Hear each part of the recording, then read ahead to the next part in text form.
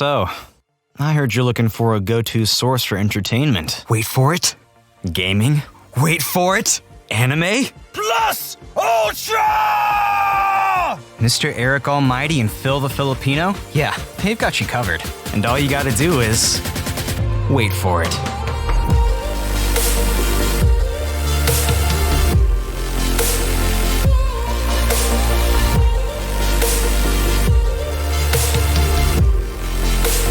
This is the Wait For It podcast. Hey everyone, welcome back to the Wait For It podcast. I am your co-host, Phil Smith, aka Phil the Filipino. And joining me as always is your other co-host, Mr. Eric Almighty. And Eric, it is that time again. It is the bonus episode for April 2024. And just like all of our other series that we committed to and said, you know, this is going to be the core of the Wait For It podcast. What did I miss in this new iteration? Has just been so much fun, and we literally just take it as an opportunity to hang out with our friends, talk about some pop culture stuff, and then ultimately play a game that gets everybody angry at me for. So that is going to be no different today, and I'm excited to have some of our oldest podcasting friends here today join us, Eric, and I know it's going to be a blast. Yeah, and getting to obviously look back at the month of April, everything that happens. Phil, when we did this the first time, we realized very quickly we never run out of content with this particular series. There's always something going on. By the time this episode releases, we probably missed like the biggest news in the world. So it's always something that you can reference back to. And I'm very excited to introduce our guests. We have Jay and Eli from Super Bracket Bros. You probably never heard of them if you've heard our podcast. We never talk about them. So Jay, Eli, welcome in, and are you guys ready to reminisce on the month of April? Oh, yeah, April classically is my favorite month of all time, of course, so I'm more than happy to come on and talk. Oh, Phil, did you plan this? I did. It all lined up perfectly. Yeah, absolutely. Eli, are you doing excited to not only reminisce but also play this amazing game that I put a lot of work into that I think you might do very well in? I am beyond excited. Honestly, I'm just gonna go silent for the entire whole episode until we start doing the game. So it was good seeing everybody. I hope you enjoy this. I'll see you guys in a bit. Didn't even bring a story. Just waiting for Jeopardy. Phil, waiting for trivia. I did just want to say that I do relate to you creating a game for your podcasting friends, then putting it on a podcast, and then them all hating it and having a terrible time. So I just wanted to let you know. I feel you. Eric did that to me earlier today, where he completely one-sided a game that we played with a guest. I called it down the middle. And no, he definitely did not. And you can listen to that episode right now because it's out this past Wednesday, where I feel like the Russian judge had a fix in, or actually John Tay Porter had some betting in, and he won himself like $1.1 million off of DraftKings or something, because that's how I felt. Definitely take the whenever I play a game that Eric has put together, bet the under on me. I'm just gonna let you guys know right now. The fix is in. You're gonna really bad at games. You're gonna get contacted by the podcast commissioner. Yeah, exactly. The gaming commissioner, the podcast gaming commissioner of Buzzsprout. What would that be? The Buzzsprout gaming commission. The podcast gambling controversy of 24. Yeah, I know what you're going to talk about in the May edition. Phil gets banned from podcasting, period. You guys trying to guess what the categories are going to be for Jeopardy in May? That's what the big line. That's what it's going to be. No, I gave Phil $100 to just have lighthouse questions. How many lighthouse puns can I come up with for categories for Jeopardy? I'll take Hark for 500. The answer is Hark for all five. There's just different amount of exclamation points, but you do have to say Hark at the right exclamation point tenor, to be able to get the points. Ooh, tone was a little soft there, Eric. I'm gonna have to deduct you $300. You didn't begin the answer with Hark.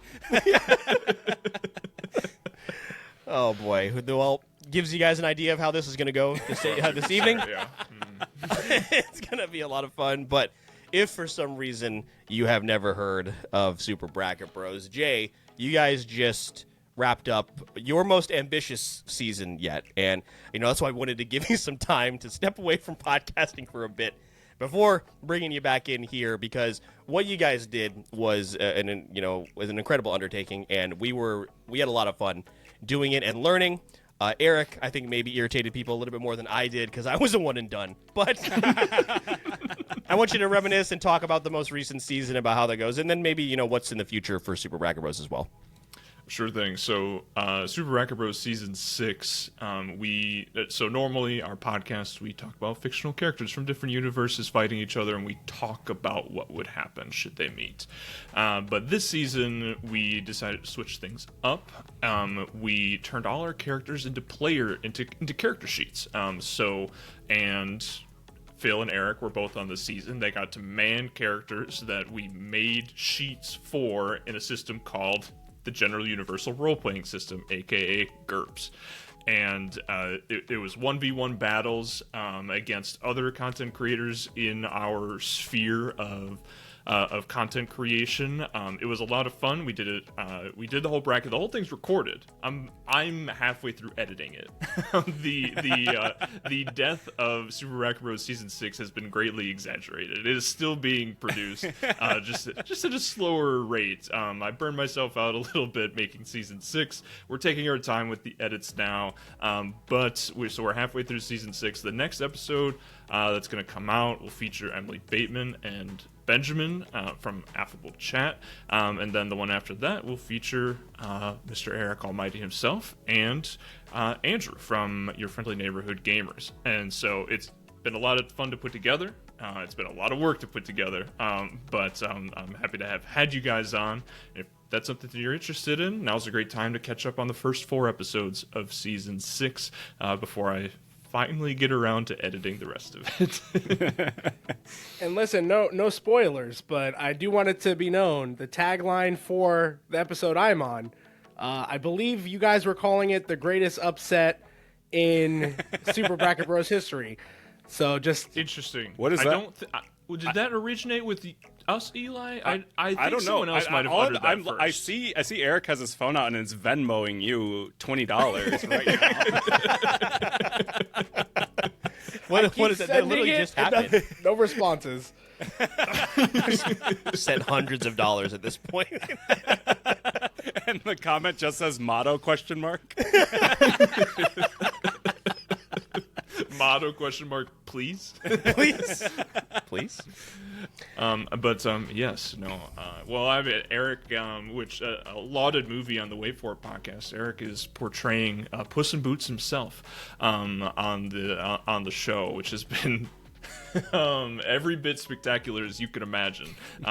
So please definitely tune in for Eric's episode. His first episode against Inosuke from Demon Slayer was some of the best podcasting I've ever been a part of. So definitely, please. The longest episode in Super Bracket Bros history. I'm just breaking records over there, so I'm excited. You say that, but you say that, but you drove Jay to take an extended break. I just want to let you know. Honestly, I was silently reflecting that I did break the holiday special, and then I did possibly break Season 6. So I do feel, if I'm not invited on, I do feel like that might be warranted. Also, I do believe I have the most guest spots currently on Super Bracket Bros. So again, a lot of records broken, but I may never be on there again. So it's kind of a double-edged sword. Well, in my episode, my character just took the most amount of abuse not related to my opponent ever. So yeah. Shoto Todoroki had a rough go of it. Rough childhood, rough Season 6. It was a rough time. I will say though, my favorite part that I contributed to was playing Endeavor, your dad. Yeah, that was fantastic. That was amazing. No, if we go back, it will just be the Endeavor and Todoroki GURPS show on Super Bracket Bros. With an occasional Gingy and no Titan. No Titan at all. You want to know what that inside joke means? Hey, just tune into Super There Bracket you go. All of that will be in the show notes of this episode. You can find everything that you need. So, but yeah, Jay, like you said, is it's still ongoing. But again, putting all that work together, man. As podcasters ourselves, we know how much that takes. Except for Eli, which is like he's the meme where it's like not to remember he used to be, and he's just like driving down the road like having a good time. We're over here sweating. I am definitely Jay's just wiping sweat, just like, oh my god. No, I'm definitely a tuxedo mask from Sailor Moon. Like, I've saved the day, but you've done nothing.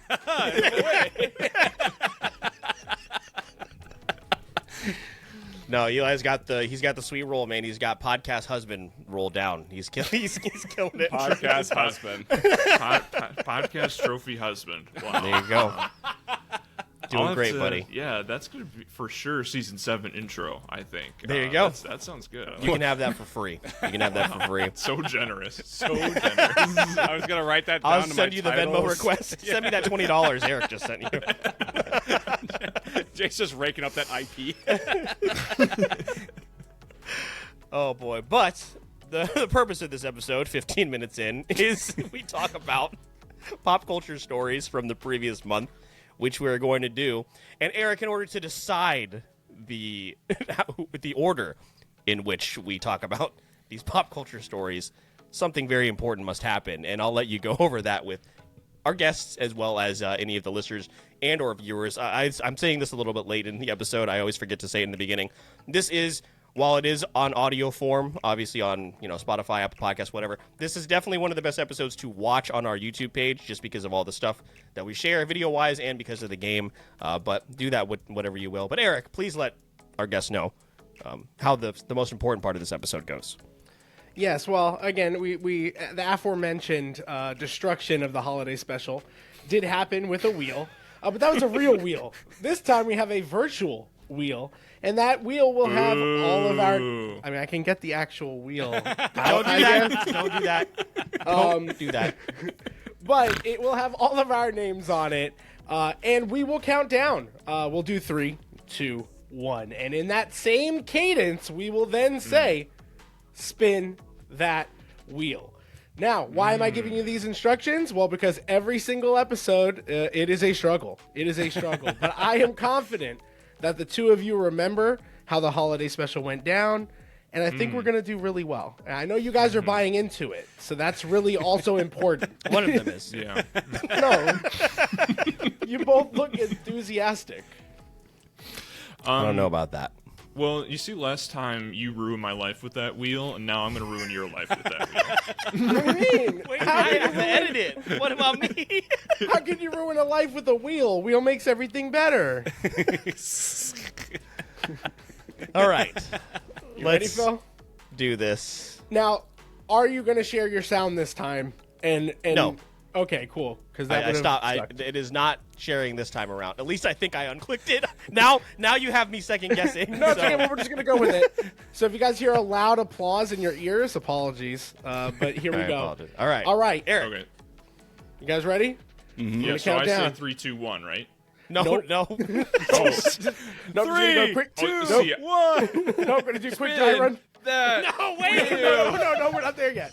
We're going to do quick. Well, quick drive. Eli said it though. No, I know you're both. You're both like. He hopped on before I got me, so excited. thought I got maybe excited. He was I got actually in start charge. over. Start over. I got excited. Sorry. Okay. Yeah. So we're gonna just count down. I'm gonna count down. 3, 2, 1. You guys are gonna be silent during this time, by the way. I'm gonna count down 3. Well, you weren't specific about that before. Well, so no, I'm being I more don't- specific. I'm trying my best. I'm Given just the saying circumstances. you're very upset about it, and I don't think you should be because you were, I'm having to be a weren't- little you weren't clear microaggressive before. here. Yes, I don't. I know. So you guys are gonna stay silent, and I'm gonna count down 3, 2, 1, and after I say 1, we will then collectively, as a unit, as a Super Bracket Bros universe say in that same cadence, spin that wheel. Okay? Spin the wheel. Okay. That wheel, not the wheel. What did I say? You said the. Oh, okay. Sorry. That wheel. What's funny is like, this is my thing, but Eric has the most amount of work when it comes to All this the time, episode. dude. And this is the longest explanation. I am going to I make put together Jeopardy, and then I'm like, all right, I'm going to make a commitment to create a clip that we just play on future episodes. yeah, please watch this presentation. Hey everybody, welcome to Wait For It Podcast. Here's the instructions for the wheel.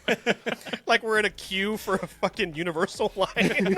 So good. I'm standing at the gas station, pumping my gas, and an ad pops up. It's Eric telling me how to Eric spin here. the wheel. Don't forget All to right. use your Shell rewards card, and this is how you spin the wheel. All right. We're going to do this, Oh, and then God. we're going to Here we get go. to our first story. Sure. So, we're going to count down. 3, 2, 1. Spin that wheel. It's fine. Can you guys hear the wheel or no? No, we're good. There's no We're sound. good. Okay, cool. No. We're good. No sound. I think all we right. should probably run it back. We couldn't hear it, so. Well, they're gonna No, have, that's you're gonna okay. have more opportunities, so it's okay. Okay. That's probably for the best. All right, Eli, you were first. What did we miss in April 2024? Yeah, so I've been on a music listening binge. I'm catching up with a lot of albums from this year and previous year. And one of the albums I missed out on came out technically last month in March. And it is probably the biggest album in the world currently, but I am what you might call hipster, annoying hipster who doesn't listen to a lot of pop music, but I finally sat down and listened to this. It was wonderful. It's Beyoncé, Cowboy Carter. I sat down and listened to this hour and 15 minute or 17 minute, whatever album. Okay, but I'm joking. It's a really great album, but it did not need to be that long. Like, Beyonce, please. Next time, I don't need something this massive. But yeah, no, I sat down and listened to it completely. I was keeping track of it because obviously the big story is Beyonce's doing country, and I thought that was kind of gimmicky, so I kind of brushed it off. But when the album came out, I just remember seeing, all the big music publications saying how awesome it is, and then seeing all the indie the hipster forums I go to also saying that it was incredible. So I was like, okay, I have to see what all the buzz is about. And yeah, I sat down, listened to it, and it's as good as advertised. It was wonderful. She does such an incredible job of blending. I mean, it is ostensibly a country album, but there's just so much to it. There's so much hip hop, even subcategories like trap. That gets incorporated in that. There's blues, funk, just even opera music at one point, and it all just blends so well together that it really is it is a wonderful listening experience. Even though I kind of give it crap for being so long, it does almost feel like an odyssey, like you're going through Beyonce's journey, which both within the actual album, but also in terms of meta narrative, because this is the part 2 of a trilogy. The first album being Renaissance, which came out I think last year, which I need to go listen to. So now I need to just get caught up on the narrative. But yeah, I don't know if you guys have given it a listen to, but I loved it. I thought it was incredible, and it was such a treat seeing Dolly Parton on it, and Willie Nelson has a few skits. But also learning about other black women in country music that Beyonce sort of shouts off, like Linda Martell, who was I believe the first black woman to ever open for the Grand Ole Opry, which was something I didn't know about, which I should have known about, and I'm happy Beyonce was able to use her platform to teach that. So, yeah, I listen. I loved it. I thought it was great. Yeah, I got I could do a whole dissertation on it, but I won't bore you guys with that. No, well, one thing Beyonce does not do is half-ass anything. No. And I know when when the initial song came out, obviously there's going to be detractors for the lame reason. When there's going to be a crossover into a genre of music that it has come from all different types of people in terms of background, and I have never really been the biggest Beyonce fan because I don't necessarily consider myself, I think kind of like you, Eli, I wasn't really her demographic. But whenever I come across a Beyonce project, I always know that she's going to put her all into it. And I haven't listened to all of this, and a lot of that has to do with the fact that it is 25 tracks in an hour, 27 tracks, and almost an hour and a half long. But what I've come across, I very much enjoy. My sister played Daughter in the car like a couple weeks ago, and I was like, this is a great song. This is really, really good.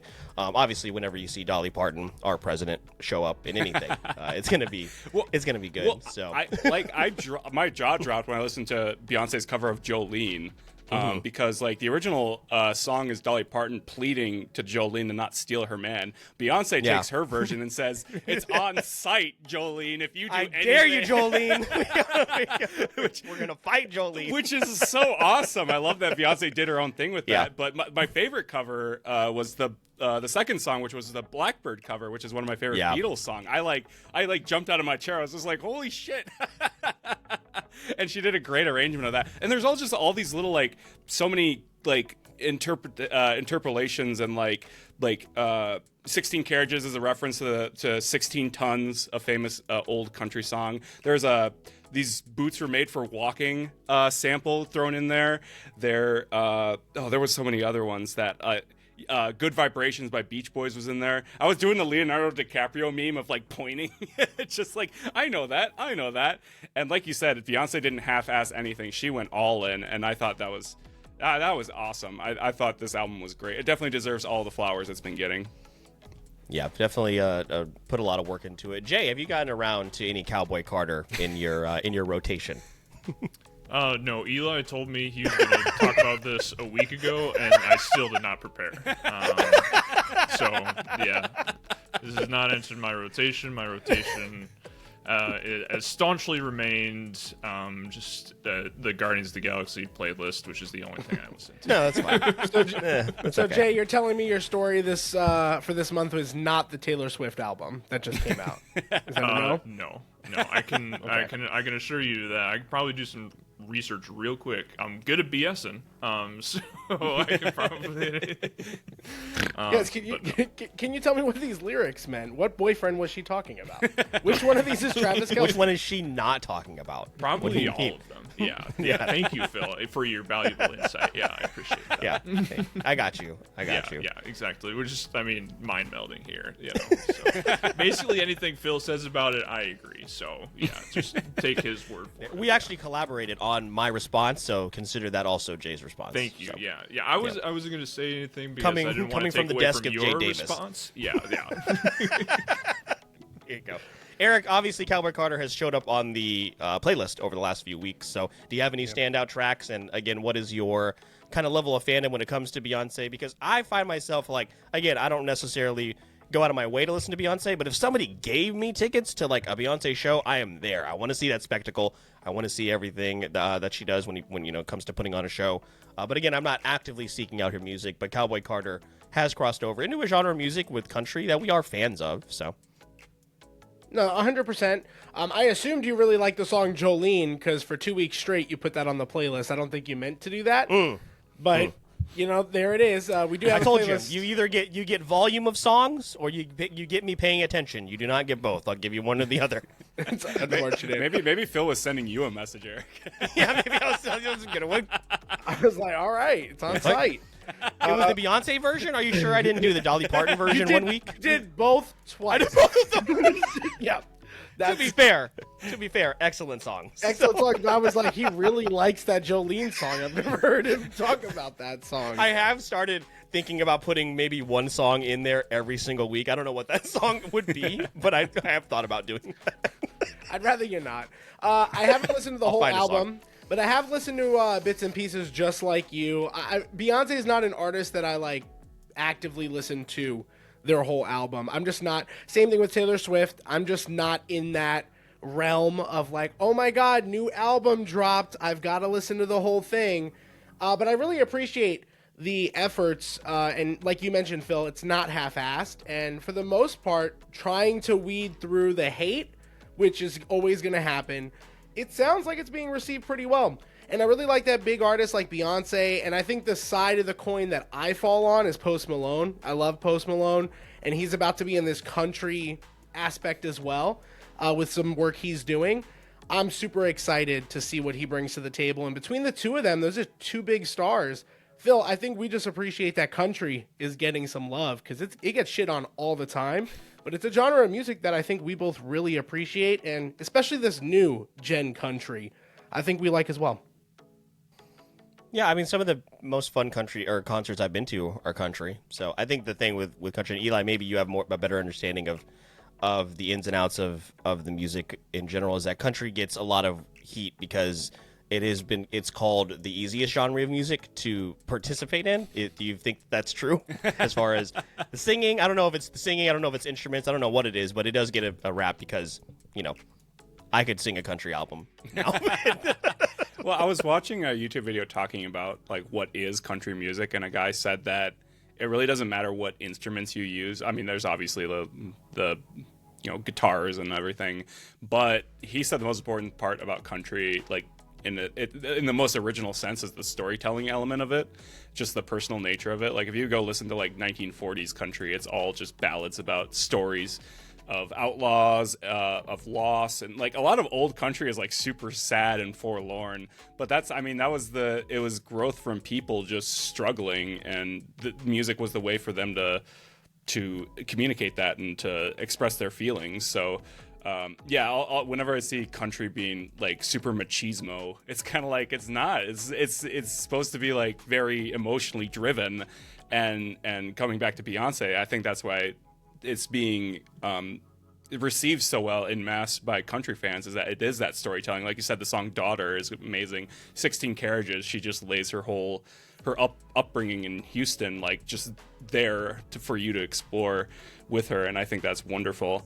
Like I've never been like an expert in genres. I've always like just album by album, artist by artist basis, but I've some of my favorite albums are from country artists because of that storytelling element. I think honestly, the two best storytelling genres to me are hip hop and country, and I think those two have a lot more similarities than people give them credit for. They absolutely do. They merge together all the time. My favorite country artist being Nelly. Eric knows all about that. So, stop. Let's play I'm putting Hey Portia on the. That's not even a country song. The playlist. I can make the argument that Hey Portia is country. No. One last thing I want to say. I'm looking at the Wikipedia and the personnel for Cowboy Carter. It credits. I didn't know Stevie Wonder was on the album playing harmonica on Jolene, which is sick. Well, but also he didn't. Maybe he didn't know. Maybe he didn't know. but more. that was yeah. Oh, that was in bad taste. But what I said is less worse than what's on Jay's wall.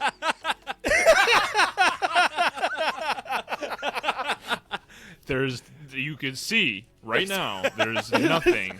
Phil, this is the perfect prop point. No. I got you. All right. But I just want to shout out the other credit.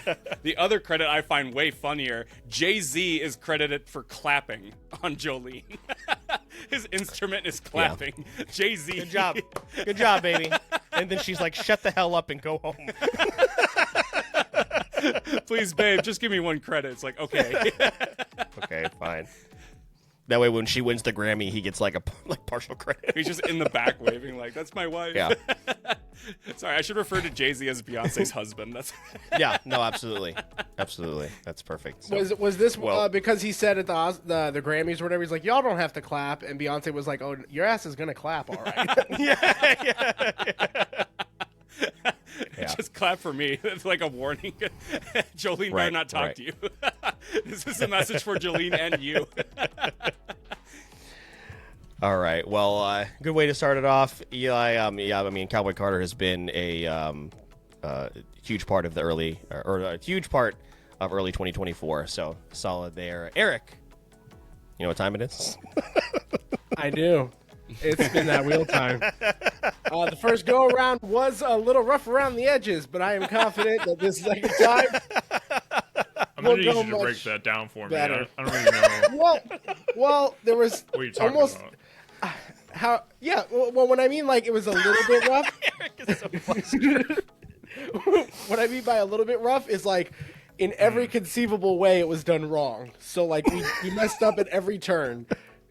Possible. Every turn. I think that's an exaggeration. I will show you what it's like to go wrong at every turn if you want. You want that demonstrated? I want us to do the opposite. We've already done that. I just want it to go well. boy. That's all. Well, this is just very insulting. I don't really appreciate it. So. Oh, okay. Oh, okay. Well, I don't want to insult spin. anybody. Yeah. Do your little countdown, big man. Phil, do you want to ahead. go somewhere else and have, let Maybe, these guys yeah. like sort it Do out? we have breakout rooms in here? I'm gonna send you two into a breakout room. You guys can work this out. Maybe Okay, maybe spin a wheel.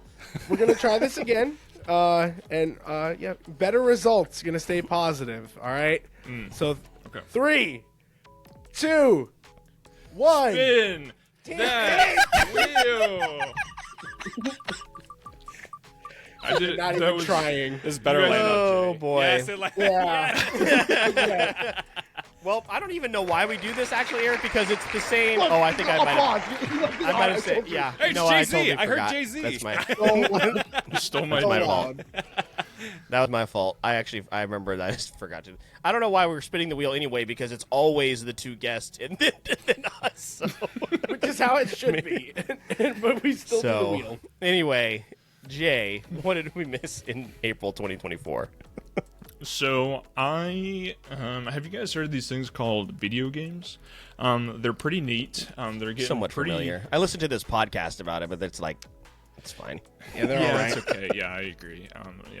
But Sony, big company in the gaming sphere, probably not familiar, but they filed an interesting patent recently for a quote-unquote autoplay game mode.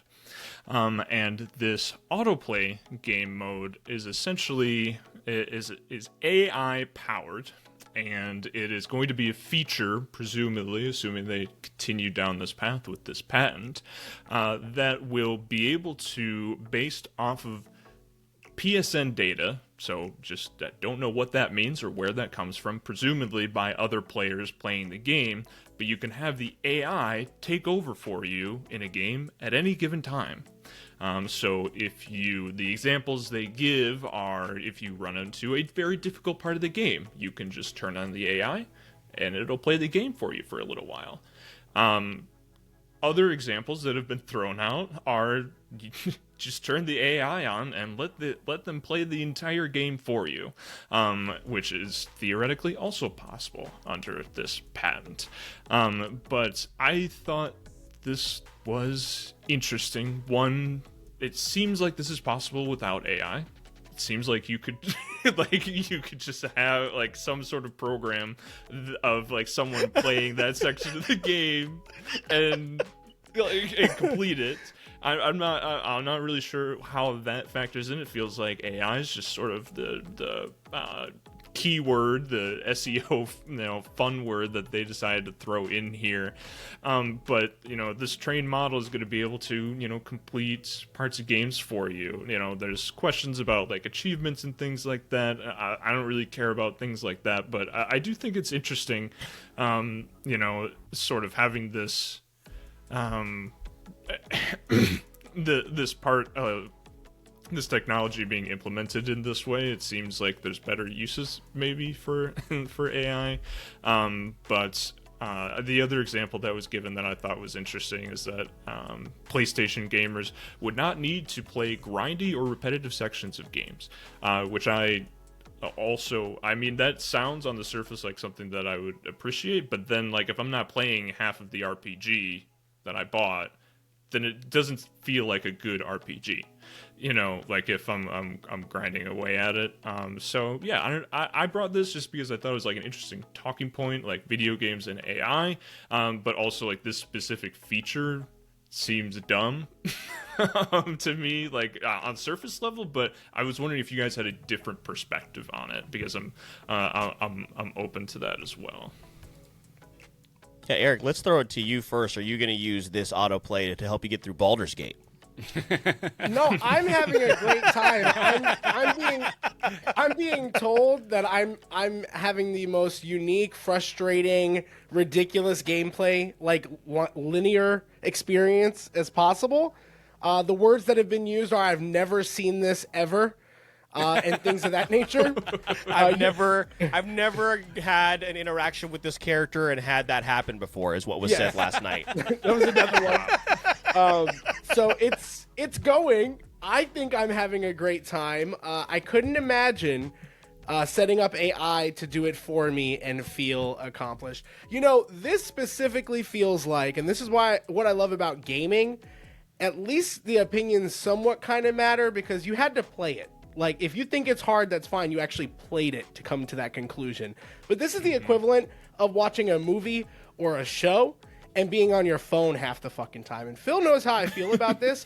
So I can only imagine these toxic gamers that are barely paying attention to the game and being like, oh, that's shit. Imagine The Last of Us Part 2 and the uproar there. And I didn't even have to play the game, so I couldn't emotionally connect to it. And I just tuned out. That's what we're talking about here. I think it's extremely bad for the entire gaming community if that was to happen. On a smaller scale, I could see how it's beneficial. Jay, I'm assuming the first thing you thought of is some of those puzzles in God of War when we talked about it, right? You might buy me there. I did think about that. Yeah, Yeah, you might be able to pop it in for one of those. Yeah, and I was thinking, like, AI step in.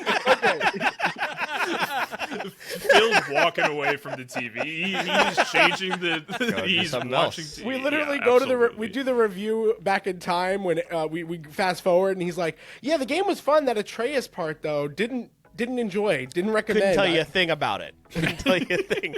Just ask him the most surface level question.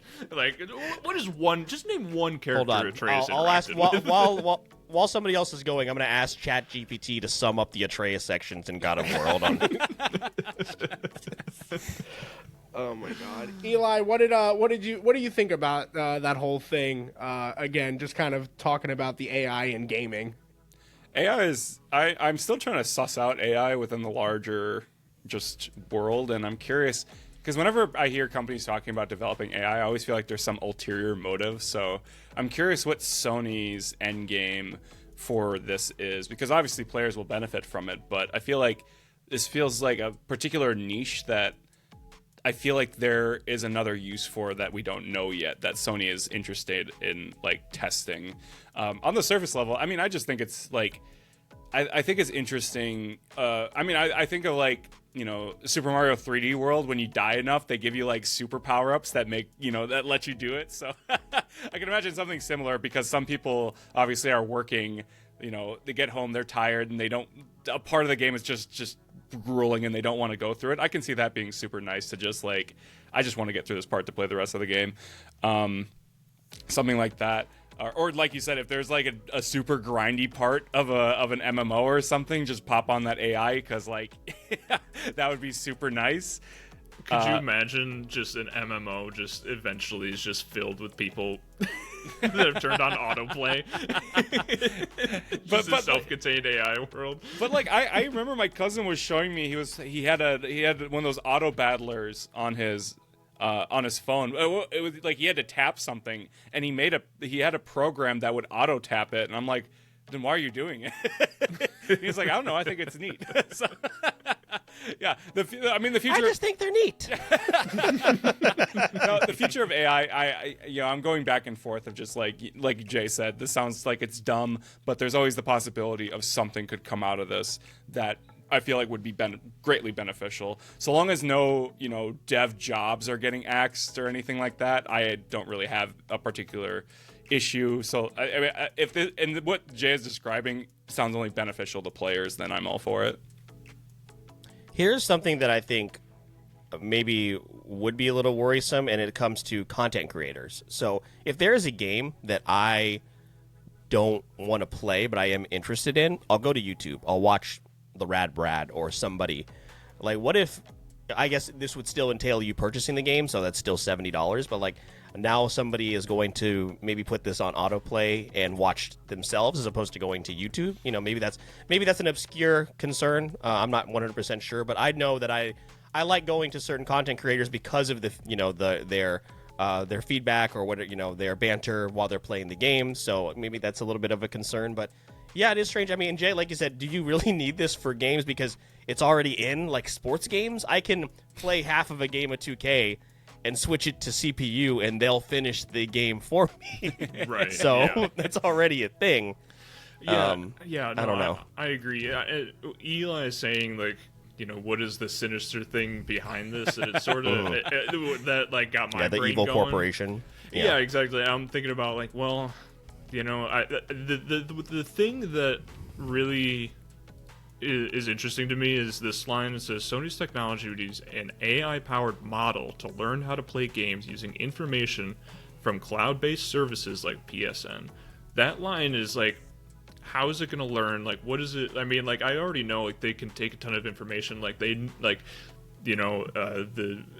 developers, Insomniac knows where everyone dies in Spider-Man, and so like they know like what parts were hard for people, what parts were frustrating points, so like they can like suss out that information but with statistics, I feel like. But I'm wondering if this AI power is going to go like even further, because if it's going to play the game for you, then it has to know, like deeper mechanics about how to actually like, play a single player game versus like a multiplayer game like 2K or Madden or something like that. Yeah. So, yeah. And the example you're giving with Insomniac is you were talking about a contained data, like the director in Left 4 Dead. That's a contained thing. We're talking about a grand scale AI watching something to figure out how to play these games. I'm almost curious because like in video games, developers will release betas in early access as almost like a stress test to see, because like their QA teams only have so much time, but giving it to the broader public, they can like see what the game actually does in the hands of people not on the team. And I wonder if this AI program will basically simulate player behavior to allow them to like find the bugs, to find the exploitable stuff, to stuff like that. Because I mean, I'm still going on like, what is the practical purpose for Sony for this? Because it just feels so niche that I'm just Mr. Sony has his hands steepled like he's doing the Gendo pose from Neil Druckmann is just rubbing his hands like, how can I release The Last of Us Part 1 again? The last of AI. The Last of Us Part 1, the movie. Buy the disc, pop it in your PS5, and it'll play the game for you. $49.99. It's an AI playing the game. You can't actually control the game. You can only control the AI. Exactly. And guys, this is just the first part of it, because you already know where this is going to go. We start by playing with the AI, and then the AI gets voice chat. And, you got a Helldiver's AI, and he's pretty chill, fighting for democracy. But then you get that Call of Duty AI. And then all of a sudden it looks like different. Jay's wall.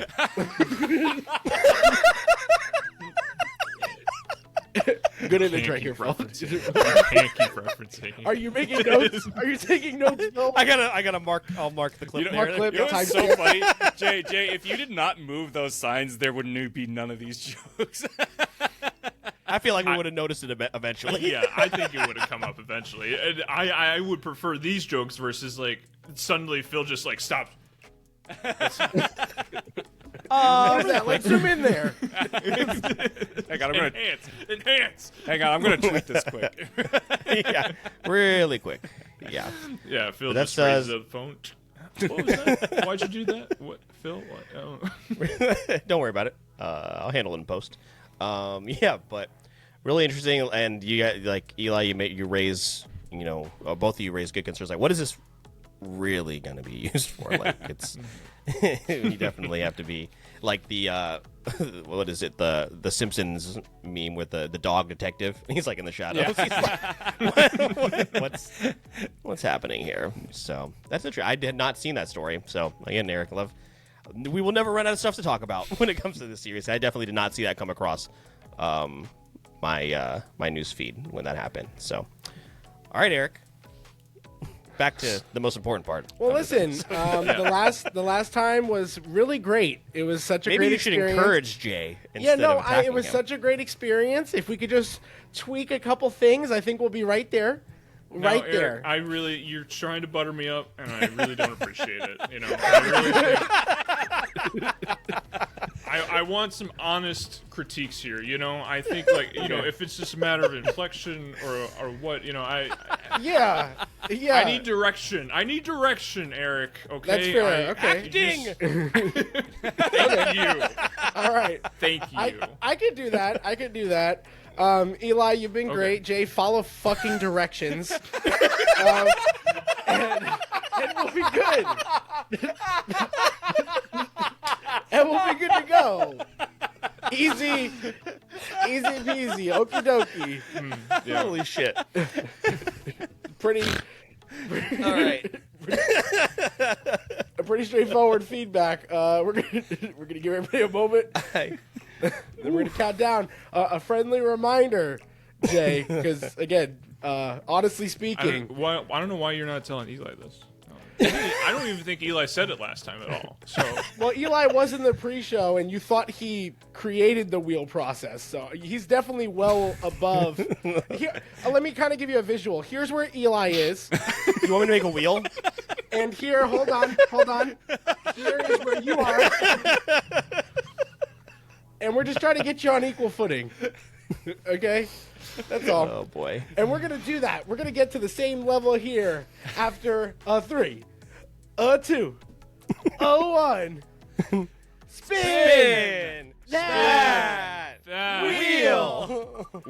Yeah. Jay, why are you That was thinking good, about right? it before you say it, though? Why are you thinking about the word before you say the word when you're Well, thinking about it? Oh shit. I shared the sound again, so I'll keep forgetting. It's Nightmare.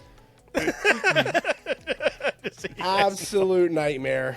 Eric, I'm all not right. really sure why you're surprised. You admitted to ruining my podcasting career when we started. Like, you ruined season 6, you ruined the holiday special. So, I mean, I'm not really sure what you expected. I'm want it to taking this be- like little piece of power that I have, and I'm gonna break you.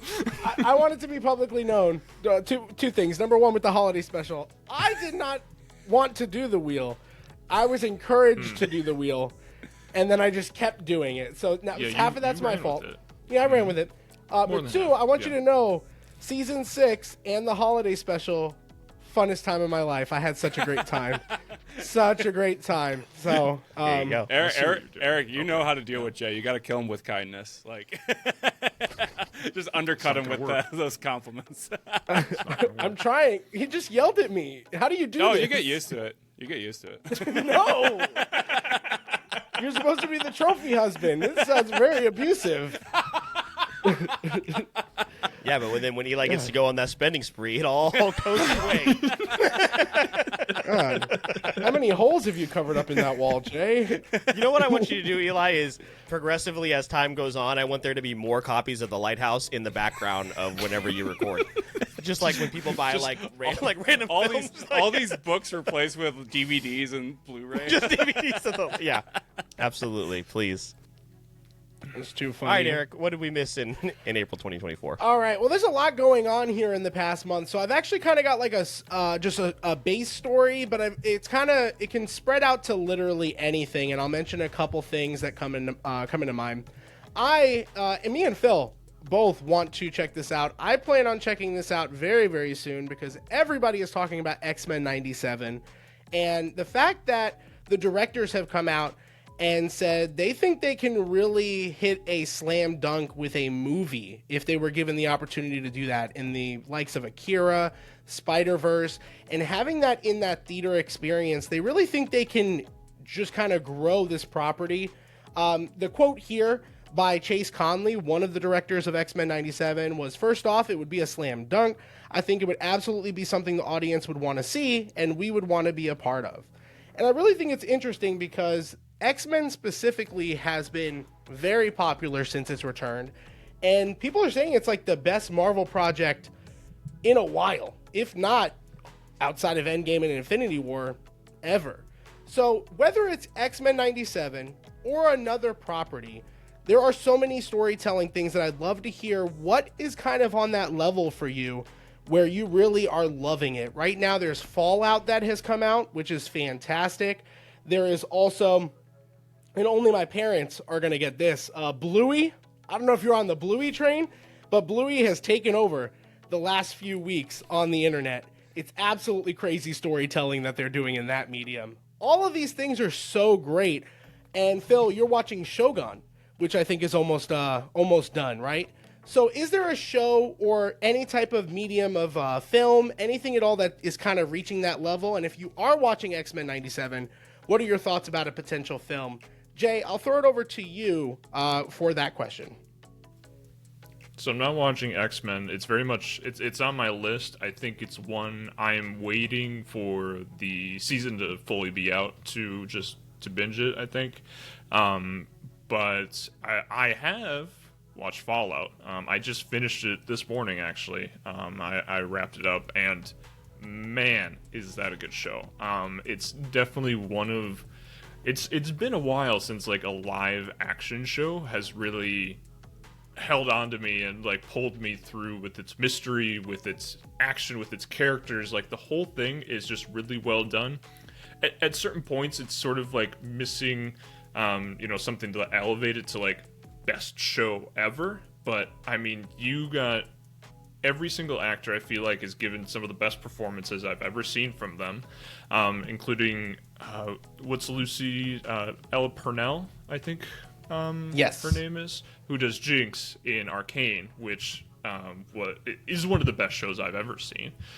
So far, I'm really looking forward to season 2, but she's the main character in Fallout, and it took me a second to, like, make the connection, but I was like, wow, this actress is doing a really good job, like, falling into insanity. I wonder why that is.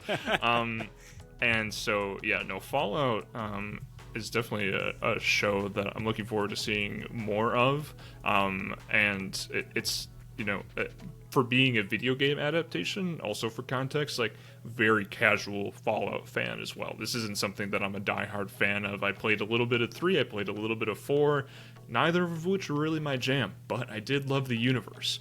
I thought it was really interesting, like, the characters, and it's very funny. The games are very funny, and that same exact humor is in the show as well. So, like, it really just hit all the right spots, and so I'm looking forward to season 2. I think was just announced yesterday maybe. And so I'm very much looking forward to seeing what that is and what the future has in store for us in the Fallout universe. Yeah, I think with Fallout, I'm currently about to enter episode 6, so I'm in the last 3 episodes. And I've been enjoying the hell out of it. As a big fan of the games, Fallout 3 is one of my favorite games, like, just in general. I love that game very, very much. A lot of people love New Vegas, which I definitely have wanted to revisit. And what's crazy about Fallout, and that's why I mentioned it as one of the options, like, X-Men has really brought out a lot of love for those characters. Like, just beyond your Deadpool and Wolverine, that movie is coming out. But I think people by the end of the year are still going to be talking about X-Men 97. For Fallout, people that have watched the show are now wanting to play the games. One of the things that's happened this month is Fallout 76, Fallout 4. These games are seeing a resurgence in player base. And Fallout 76 specifically had a very bad launch years ago. So the fact that it's getting resurgence after sticking with that community and providing updates to those games, it's kind of cool to see. Eli, is there any of those properties or anything in general that's kind of caught your eye? Again, there's so many to choose from. It's hard to keep count of all these properties, but what's one that sticks out to you? I'm trying to think, because I've been watching a lot of, like, movies or shows recently. My time has been lots of listening to music and reading. And so if I could pull a plug for the book I'm currently reading, it's called The Lincoln Highway by Amor Towles. And you may know that name because he's the writer for a new series. I believe it's called The Man in Moscow, which is going to be airing soon.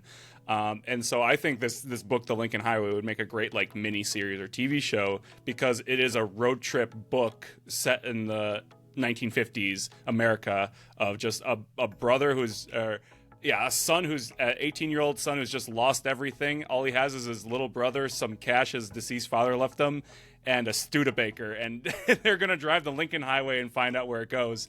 But I think that would be a very compelling narrative and something people would want to say. Partially because, like, I wonder, because Fallout has such a 1950s aesthetic, I wonder if there's going to be this nostalgic craze that people are going to want to escape this quality. And I can think of this road trip along 1950s vintage Americana might capture the people in the same way like the Fallout New Vegas or Fallout, the Fallout TV show has. I mean, they're two vastly different, styles of media, but I think a lot of people like that, capturing old spirits, whatever it is, even if it's in a sci-fi or a literary fiction landscape. But no, if you guys, I know it's harder to recommend a near 600-page novel compared to a TV show, but if you guys are looking for a really engaging book, then check out The Lincoln Highway by Amor Towles. It's really good. That's actually really fitting, though, Eli, because I think that's exactly that vintageness of what Fallout offers. I think that's what's driving people who have played the game and many new players, first-time franchise players, to the games now. So I think that's absolutely a great call-out. And in the fact that it's having you said something's coming out soon, I mean, that's something to keep an eye on, because I think this year, Phil, we were really concerned with the state of movies, state of shows, and the state of games. We talked about that on several different mediums and episodes, guest features, our own episodes, right? Like, we've been preaching 2024 is going to be a tough year, and man, we are 4 months in, and we are very wrong. So it's been one of the best ever. Pleasantly so. But Phil, what do you want to kind of highlight when it comes to it? Again, X-Men 97, huge. Fallout, huge. I know those are two properties you're going to try to get into potentially. What's been out there for you? Again, I know you're a big watcher of Shogun here, so I figured that might be a good one. Yeah, Shogun is excellent. Definitely recommend that. And the series finale is actually coming up here. It's only 10 episodes, and then they're going to wrap it up. So that'll all be available to stream here very soon. Jay, I'm just like you with Fallout, where the games have never really been my bag, but I've played all of them, like bits and pieces of 3, 4, and New Vegas. Have not don't make the dive into 76, but who knows? I mean, it's getting so much praise that as a fan of the video game medium, like, I can't ignore it. Like, I'll probably watch it once I finish Shogun. I still need to finish Mr. and Mrs. Smith. So, there's definitely some stuff that I need to catch up on. X-Men 97. The thing with X-Men is, like, I never saw them in order back when they were originally out. I've always seen, like, an episode here and an episode there. So I've always been a little worried about continuity and maybe getting a little confused. But, like, again, another show that I just can't ignore. And I also want to avoid spoilers. So I want to get to that sooner rather than later. When I think about shows that could maybe make that jump into a feature, what I would love to see return, and they almost did this in live action and it was going to be a disaster, and luckily it has been canceled. I would like the Powerpuff Girls to come back in a newer iteration, maybe in a cooler type, in like an updated animated form. The Powerpuff Girls have always been a really I've always been a huge fan of, in terms of the style, the humor.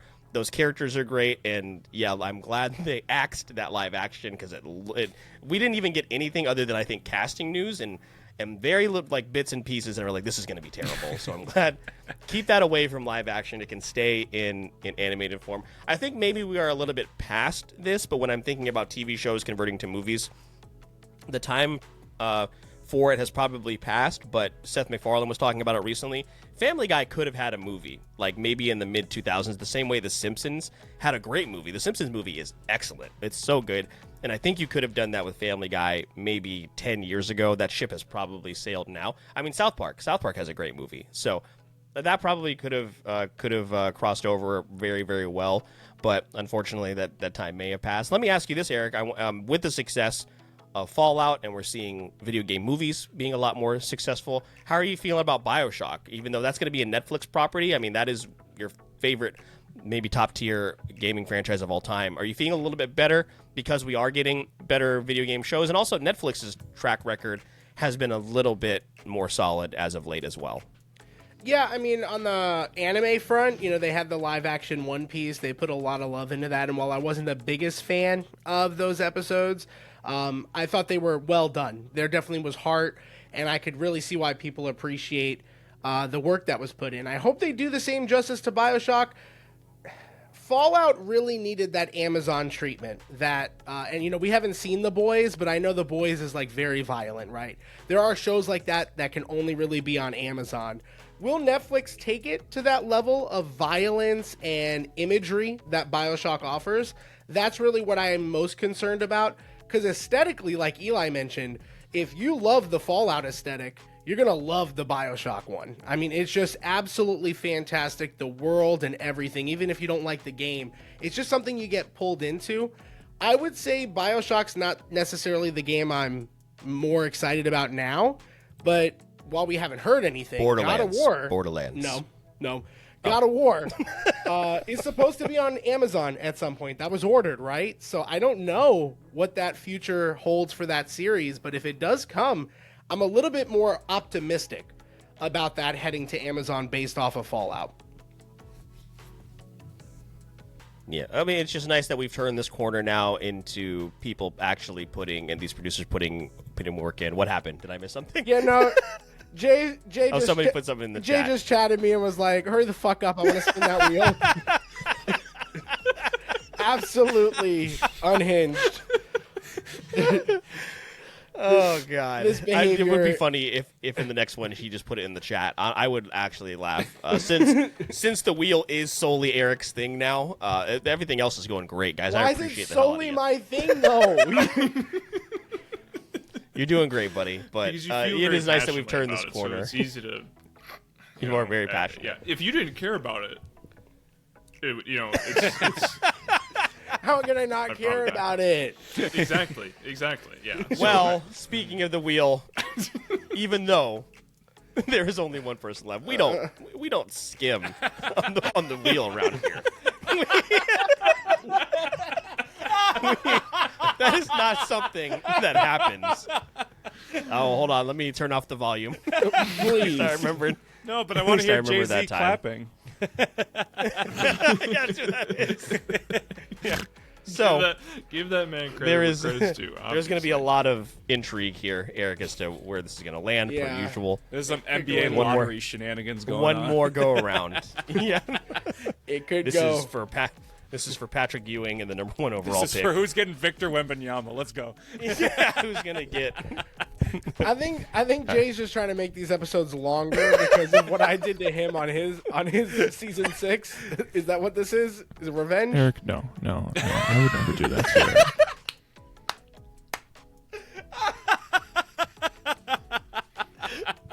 Oh my God! Are you guys ready? I don't know. I'm scared. Eric, I'm locked the fuck in. I'm ready.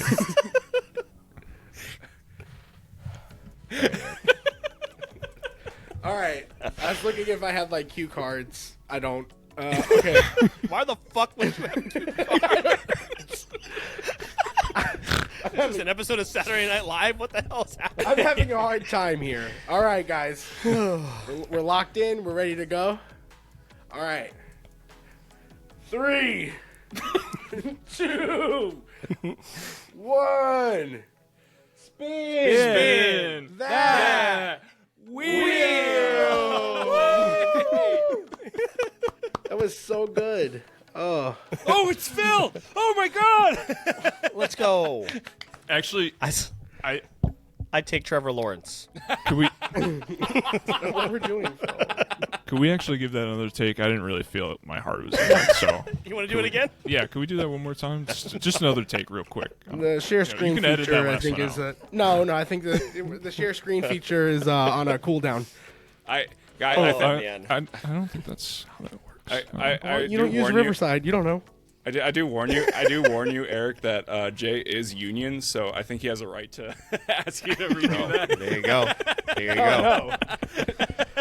per the collective bargaining agreement amongst podcast hosts. Yeah, based off that wall, Oh, man. I'm surprised he's in a union. That's all I'm gonna say.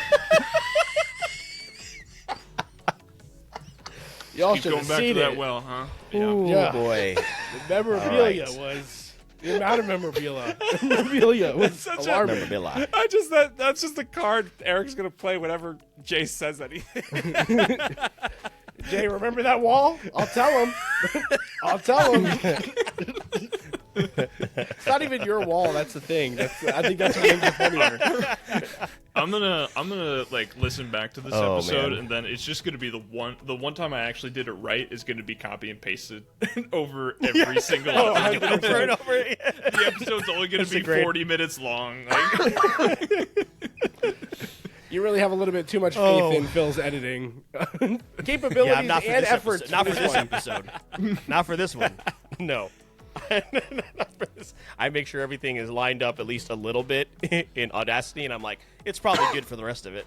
So we can just send it out. So my story and what you guys may have missed in April actually is also pretty recent, and that is a Scary Movie reboot has been confirmed. So the popular horror spoof series Scary Movie is returning with a brand new film for the first time since the release of Scary Movie 5 in 2013. It debuted, of course, in 2000 and created by the Wayans family. Scary Movie took aim at the most popular horror films of the time and poked fun at many of the tropes in the genre. Hits, of course, like Scream, Blair Witch Project, I Know What You Did Last Summer. Critics were pretty cold towards it, but Scary Movie was a bona fide blockbuster and grossed nearly $300 million against its $20 million budget. Sequels were produced across the rest of the 2000s, and, each Scary Movie had its bright spots, but I think we can all agree as we moved on, they got less and less solid in terms of quality. Because the film is a reboot, it's unclear if the original franchise stars like Anna Faris or Regina Hall will return. Furthermore, nothing is known about the film's story. It's unclear if the reboot aims to keep the original lowbrow tone or if it will be a more mature one with its jokes. Either way, there's a plethora of modern horror for the reboot to tackle, and details about the cast and story are expected shortly. So my question for this is, do Scary Movies, those movies are in like a time capsule when it comes to film. They also spawned like Epic Movie and Date Movie and unfortunately all those other terrible spin-offs. But Scary Movie in and of itself, I think the first three are when they're really in their sweet spot in terms of early 2000s parody comedy. So one, do you think that this can be done correctly in 2024 without punching down and being totally lowbrow? And also, what movies would you like to see them spoof? I think there's so much potential when it comes to modern horror films in the last 10 years alone that they could go after. I think of just Jordan Peele films alone would be a lot of fun if they can cast the right people. So, yeah, what do you guys think? Eric, I'll send it to you first. Do you think this could be done properly in 2024? And what horror movies would be fun to spoof in a modern Scary Movie? That is interesting, especially considering I brought up like really, really like masterful approaches to filmmaking and things like that with Fallout and X-Men, and you followed that up with, hey, a Scary Movie's being rebooted. Dude, listen, man, what we're not going to do is disrespect Anna Faris and Regina Hall. Well, listen, here's what I'll tell you is for the first half of this, before we kind of theorize, I'm not very excited. I think this movie is absolutely in a time capsule and needs to stay in there because it did end up spawning the ideas that you were mentioning, like your date movies. The movie that came up to my mind, I think, was Movie 43. I believe that's what it's called. Yeah. I just remember it's the one where Hugh Jackman has a ball sack on his chin. That was, and he dips it in the soup. Yeah. That's when I think I realized, the spoofy type of movie, I think I've outgrown it. So for me, I have outgrown it. I think we just talked about on the last episode of What Did I Miss? There are like spoofy but yet still horror movies out there, like the whole Poonieverse that they're doing with Winnie the Pooh, Blood and Honey. They're doing like an Avengers style team up leading to 2025. That was our story last month. That I can kind of vibe with. Scary Movie, though, I don't know. If they were to do it, I think they could absolutely do it on your classic films. But I just don't know if there's any like new horror franchises I would be interested in them kind of spoofing. The horror movies that are out, like Talk to Me, Jordan Peele's Get Out, or any of the Jordan Peele movies. Like, do you really want to see a spoof of those movies? Not really. So they're going to kind of have to stick with that monster slasher type vibe. And I think unless they're going to just keep doing Scream, I think we're kind of well past that. That's just my opinion, though. That's my 2 cents. Really quick before I throw it to Eli, they do have the opportunity to do the funniest thing ever and cast Melissa Barrera in this and put her front and center in the new Scary Movie franchise and spoof Scream after the just horrible way that they jettisoned her out of that franchise. They do have, and she has expressed interest. She expressed interest on the Abigail tour that she'd do it. So, but Eli, again, as far as Scary Movie, do you have any do you reminisce on these films as a fun time, or just like something that would you would see on like TNT or TBS in the middle of the day and change the channel? I love a scary movie. One of my favorite film genres is the spoof parody movie. I have a whole collection of Mel Brooks movies on my shelf. That's it's my favorite. It's top 5 genres for me. I love those super silly spoof movies when they're done well. Like the bad ones you mentioned are among the worst movies ever made. And I'm going to disagree wholeheartedly with Eric. Not only do I want to see a Scary Movie reboot, I think we're well past the time to bring spoof back into the mainstream. I think there's so much potential to just make fun of all like the MCU stuff, all the like reboot centric Hollywood ideas. I think the entertainment landscape is due in for just getting the piss taken out of it. And I think the spoof genre is well built for that. Again, it has to be done well, otherwise it'll just fall flat on its face. And who knows? I mean, we see spoof every day on like TikTok and Instagram, and people are they're goofs on social media. And I think it's possible to bring that goof energy to the big screen. Again, the caveat is just like if it's done well. But no, for horror movies, dude, just do like an A24 parody movie. You don't need to do anything else. Just do Ari Aster. Just do Eggers. You have like all the A24. They're like, I swear to God, like a third of it is just horror movies. So I think it's prime. If they could target that audience, I feel like that would be particularly good. I don't think maybe spoof doesn't have a super widespread appeal, but I think making fun of like cinephiles would be something that a lot of like hardcore movie fans would love. I think A24 fans would be so happy. It's just one long one cut. It's one shot. The whole movie is one. No, but it's one shot. Did you know though? Hold on. Did you guys see? It's one continuous shot throughout the whole movie. Let me rewind. I would be first in line for an A24 style movie that makes fun of A24. That would be. That would be. They amazing. do it. Yeah. Oh yeah, 100%. But no, I think again, if the whole caveat is if it's done well. If it's done poorly, then yeah, it's just not worth doing. It's going to be bad. It's going to be like you, Eric and Phil. You're totally right. Scary Movie is a time capsule, but I think we're due in for like a timely spoof movie now, if that makes sense. Something that makes fun of like the 2020s so far, because a lot of it's been whack job crazy, and I think we need something to just poke fun at it explicitly. Lighten the mood.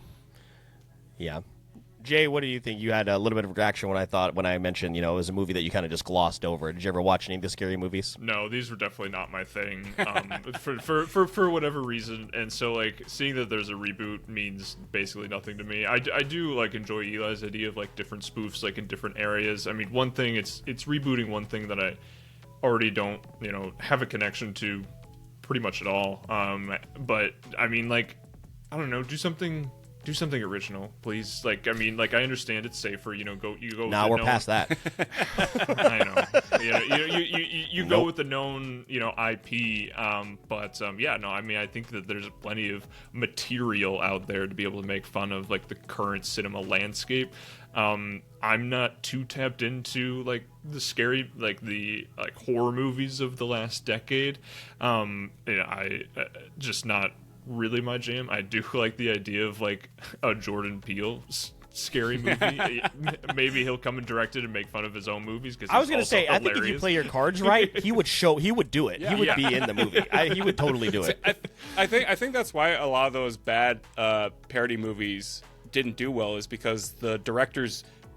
like the thing with parody, you make fun of it because you love it, and I feel like a lot of those bad parody movies, they're just making fun of it without any like emotional attachment. Like Mel Brooks, when he made Silent Movie, he loved those old style of cinema, and he did it effectively. Like good spoof movies take a lot of hard work to pull off, and I think it's just tough because I want this genre to come back so bad, but you guys are right. It is such a timely, maybe not, past its prime genre, but I hold my beliefs that it can come back, and I hope this Scary Movie reboot does well enough to bring it back.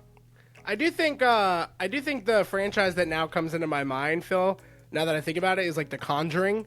And like, how The Conjuring like has like all these extended universes. If they could bring the main actors that are in all those movies and have them in that, I could kind of see some appeal. Still not for me, but I can now justify it. So Eli, I'm there. Like, if it's done right, an occasional spoof movie is good. I think my problem is a spoof movie launches more spoof movies, and then it just gets uncontrollable. And then again, Hugh Jackman, balls on the chin. That's where we draw the line. That's Eric's end game. Is Hugh Jackman balls on his chin. Sometimes I'll wake up in a fever dream. Whenever, like, oh my God, whenever Eric is kidnapped by Spider-Man 2099 and he shows him his future, it always ends with Hugh Jackman balls on his chin. No matter what happens, that is his canon event. Is Hugh Jackman balls on his chin, and Eric's just reliving that over and over again. Yeah, it's going to depend on there are too many good comedy writers right now for you to put out something that essentially, especially in 4 and 5. And epic movie and superhero movie. We didn't think about superhero movie. God, what a disaster that was. For them to put out essentially what is a Family Guy cutaway. That's the entire film is basically what was happening back then. But I think there is a space for this. Like you said, Eli, I think there's space for just good old fashioned. I watched a stupid throwback movie recently called Ricky's to Nicky on Amazon Prime, and it is hilarious. Did you watch it, Jay? Sorry, you like this movie? I liked everything about John Cena. So hold on. So Zac Efron, the main character, is boring as shit. Awful. John Cena commits 100% to everything that he does, and he makes the movie enjoyable in the same way that Jason Momoa made Fast X watchable last summer. It's similar to that. But the rest of the film, terrible. But John Cena is worth price of admission. I don't think he is. I thought this movie was just terrible. But I if I were to pick a bright spot, I would agree with you, and I would say that John Cena did his damnedest for sure. Yeah, but he did. Remember those pictures came out last summer of him in this full schoolgirl outfit, and everyone was like, "What the fuck is going on?" Ricky's to Nicky. That's where you guys will figure out. Phil also surrounded that movie with very painfully average movies, so I think he also needed that for his sanity because he watched a lot of mid to bad movies. No, I just watched 4 movies this week, and it wasn't the best movie I saw this week, so I don't really feel but like you also had fair. it right underneath your top movie, so it was right there. It was a half a star under, just saying. Well, there's not a lot of leeway with fucking Letterboxd. To forgive me that their scoring system needs updating. It's not my fault. I'll say this as we wrap up and then we head into the game. If you do want to watch it's not modern because it came out in 2010, but if you want to watch a spoof comedy horror film that's excellent, it's Tucker and Dale versus Evil, and it is absolutely hilarious and definitely worth the watch. Pokes fun at all those old school slasher films, and is a lot of fun. So I want to shout that movie out. Stars Alan Tudyk and God, I can't remember. Tyler Labine. Really, really funny movie. So. Guys, no more wheel. Unfortunately, we have no more wheel. But do we have any honorable mentions before we jump to the game? Oh, that's right. Honorable mentions. We just, does anybody have one that them. they? If you want to mention before we get into the game. I've been playing way too much Overwatch lately, and I've always said the game is super fun, but the people who play it are not. And so once I discovered custom games in arcade mode where the non-awful people play, I'm having a much better time. Maybe we need to jump back into Overwatch, Eric. Eric's not playing anything other than Helldivers. That's And why, Baldur's so. Gate 3. Are you playing Baldur's Gate 3 as much as it's playing you? I'm Or is having. autoplay playing it for you? Autoplay, yeah, autoplay. Honestly, it would have better results than what I'm doing. So. I try so hard because like everyone else is yelling at Eric, and I'm like, Eric, is this what you mean? And he'll be like, I don't know. And I'm like, Eric, I'm trying to help you so bad. Literally. Because they'll share play, and I'll be like, Eric, is this what you mean? And he just doesn't have it. My brother keeps asking me, do you want to be a good guy or a bad guy? And I'm just like, yes. So that's, and he's literally telling me, you're doing good guy dialogue, but you've killed more people than all my playthroughs so far. And I'm like, I don't know what I'm doing. Eric, you're the dream like game tester because you stress test all these devs because you're doing sure. things Oh, nobody yeah. plans for. Yeah. Oh, No. for sure. Somebody is sitting there watching, and they're like, "What the fuck is this playthrough?" Right? You're like an anomaly. Like they're all getting together in a conference room and discussing what's going on with your save. Like I don't. Get it. Mine are really quick. I'm just gonna throw them out there. Phil, we had a laugh over this earlier, so for our audience, it was just funny to see Tesla recalling every Cybertruck over the faulty accelerator pedal. So anytime we can Dude. talk shit about the Cybertruck, we'll do that. And then the only other thing that, Phil, I think you put this in the Discord, was that there is an Old Boy TV series in the work with the original director Park Chan-wook. Yeah. Very interested to see what happens with that. Old Boy, a fantastic movie. I'm very Family curious. film? Yes. It's on Netflix. Watch Family it with movie? your family. Whole family. Bring them along. Don't do that. But those are my two quick throwaway stories that we didn't get to today. Oh, Jay, do you have one? Yeah, my throwaway story is City Skylines 2, a game that I picked up in Fantasy Critic last year. DLC came out this year. DLC just came out, which has been branded the worst DLC ever, period, of all games that have ever existed. And it has been rescinded from Steam, and refunds have been given. It has been that bad. This game had a terrible launch. Paradox, the publisher of the game, has been issuing statements right and left of company jargon about why this game was bad. But at the end of the day, they proved they could make a good game in the first City Skyline. But this is just the latest example of a game that is just underbaked and was pushed out far earlier than it should have been. And it's a real bummer because like this isn't a very popular game genre, and so it just takes one bad game to send the genre back into the dark ages. So it's a bummer to see. Yeah, and Jay, you and I have obviously a vested interest in those in any type of builder Yes. game. So that's definitely not great to hear. So mine was also video game related, and that a AAA Invincible game is in development at Skybound. They started a crowdfunding that raised, I think, about $18 million in funds. They're looking to raise an additional $5 million, and it looks like it is off to the races. So I'm interested to see what type of game they would develop when it comes to Invincible. Eric, I know that's obviously, you couldn't get into the show, definitely wasn't your bag, but I think as far as a game, it has quite a bit of potential. I just hope it's not a fighting game. Like, I don't want a Marvel vs. Capcom style Invincible game or anything like that. Yeah, because I you'd would like never it to be pick Mark. story-based. You'd never pick Mark. Well, no, I'm going to pick Omni-Man. He is our ruler and our savior, so that's who Just I need want. to buy the latest Mortal Kombat. I can't see any version of that game where it's fun, where you're not just a punching bag going through some type of training montage, because you're going to need it with the main character. So My Hero Academia. That's different, and you know it. It's not different. You know it's not it. different, and you know it's not different. You know it's different. And I really enjoyed My Hero Academia. You know it's not any different. Anyway, could I have one last quick mention? Yeah, story, absolutely. something a little bit more timely.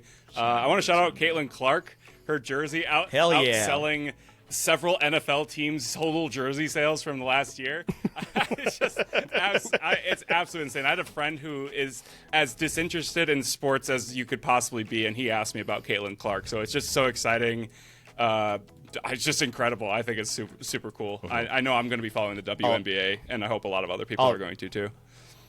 I was going to say, I'll tell you this. The other night, when when wrestling was on, Eric, I wasn't watching wrestling. I was watching the WNBA draft. One, I wanted the Dallas Wings to draft Angel Reese. They didn't. They had 2 opportunities to draft Angel Reese, and I think they didn't get either. No, it was I wanted them to draft Angel Reese and Nika Mule. They had opportunity to get both of them. They didn't draft either one of them. That's rough, man. Much like my Dallas Mavericks, they drafted some overseas player I've never heard of. So hopefully that pans out in a couple of years. Yeah, they just drafted 2 Lucas. No, I don't think work so. Out exactly the same way. Yeah, of course. Yeah. I don't think so. But and also, just to shout out the WNBA, let's get Asia Wilson a signature shoe. We are certainly past that. But yeah, good shout out there. Eli, WNBA talk. All right, so this is a great transition. We're going to go over the entire WrestleMania card, Phil. And that's going to be our trivia, is who won. There we go. Well, it's all right, good guys, seeing you guys. All right, we want to do buzzer mode. All right, I'm going to share this, and this is where you will be... Oops, hold on a second. This is where you will need your phones.